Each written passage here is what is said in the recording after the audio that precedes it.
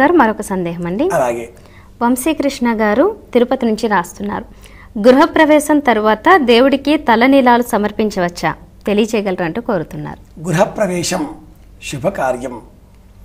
తలనీలాలు అనేటప్పటికీ అది ఒక సంకల్పంతో కూడుకొని ఉంటుంది. పూర్వం సనాతన ధర్మం పురుషులను జుత్తు ఎప్పుడూ పెంచుకోకూడదు అంటూ ఒక నియమాన్ని సూచించింది.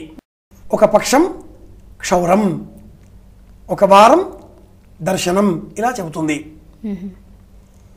ప్రతిపక్షమునకు అంటే పౌర్ణిమ వెళ్ళిన తర్వాత వచ్చే పాడ్యమి నాడు క్షౌరం చేసుకోవాలి. అమావాస్య వెళ్ళిన తర్వాత వచ్చే పాడ్యమి నాడు క్షౌరం చేసుకోవాలి. అలా చేసుకునేటటువంటి వాళ్ళు క్షౌరము అంటే కేవలం ఇక్కడ మాత్రమే కాదమ్మాయి, శిరస్సు కూడా. అలా ముండనం చేసుకునేటటువంటి వారు ఏ సందేహము లేకుండా గృహప్రవేశమైనప్పటికీ కూడా క్షౌరం చేసుకోవచ్చు.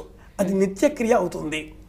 అలా ఎప్పుడూ చేయమండి, ఉద్యోగ ధర్మంలో ఉన్నాం కాబట్టి ఉద్యోగ ధర్మాన్ని అనుసరించి మేము జుత్తు పెంచుకుంటున్నాం, కేవలం తలనీలాలే, స్వామివారి సన్నిధానానికి వెళ్ళాం, తిరుపతి వెళ్ళాం, జుత్తు ఇవ్వాలనుకున్నాం, కూడదు. శోభన కర్మలు వేరు, నిత్య కర్మలు వేరు, వ్యవహార కర్మలు వేరు. ఇల్లు ప్రత్యేకంగా శోభన కర్మ.